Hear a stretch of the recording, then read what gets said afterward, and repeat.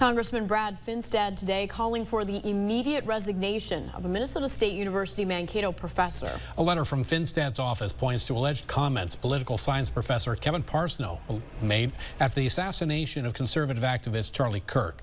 According to Finstad, the professor made a comment on the social media platform Threads, calling Kirk a crude name and then saying he, quote, died in the violence he promoted, unquote.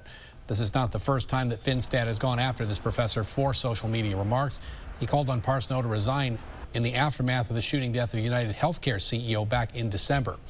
University President Dr. Edward Inch shared a statement saying, in part, quote, our words and actions have consequences. As a university that proudly welcomes students from a wide range of backgrounds, identities, and experiences, we must be mindful of how our words and actions shape the perceptions of those considering Minnesota State Mankato as their academic home.